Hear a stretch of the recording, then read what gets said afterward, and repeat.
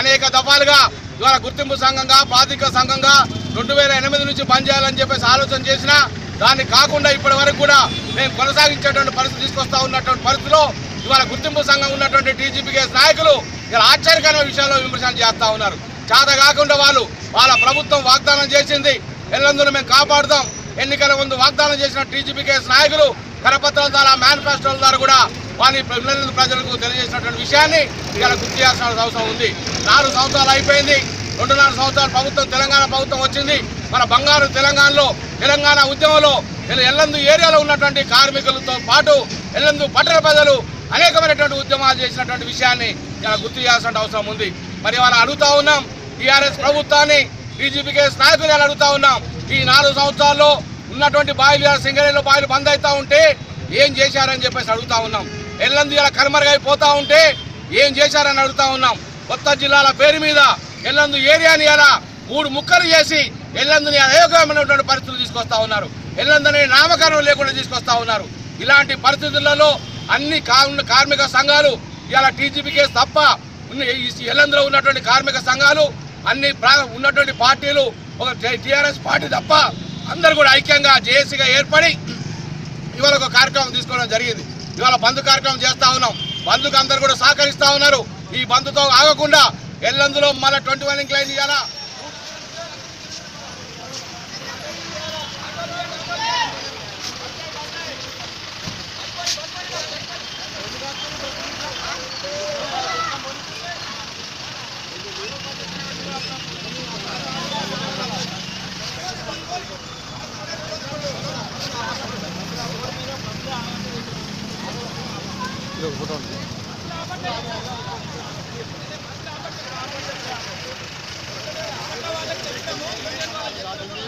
ఈరోజు సింగరేణి అధికారులు ప్రభుత్వం కొత్త కుట్రతోని ఇవాళ సర్టిఫికెట్ బాయిని బంద్ చేయాలని పన్నాగం పడినారు.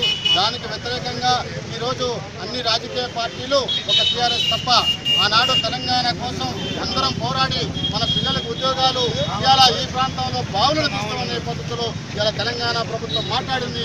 కానీ ఇవాళ తెలంగాణ ప్రభుత్వం కానీ తెలంగాణ ప్రభుత్వం సంఘం యూనియన్ కానీ కార్మిక సంఘం కానీ పూర్తిగా రాజకీయాలు చేస్తూ ఇవాళ గుండాల్లో 8 బావులు చేయొచ్చు. గుండాల మండలంలో ఇంకా ఇల్లందులో దాదాపు 4.5 సంవత్సరాలు 5 సంవత్సరాలు సర్టిఫికెట్ బాయి నడిపించవచ్చు.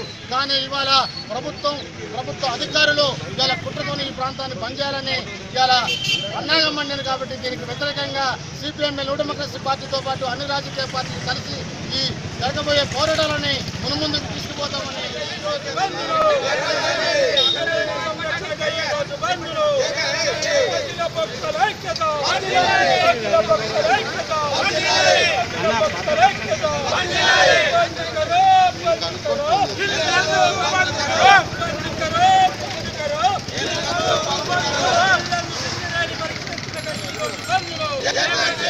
మన ఎన్నో సంవత్సరాలుగా 100 సంవత్సరాల నుంచి ఇక్కడ బావుల మీద ఆధారపడి జీవిస్తున్నటువంటి కుటుంబాలు కొన్ని లక్షల కుటుంబాలు ఇక్కడ ఉన్నాయి.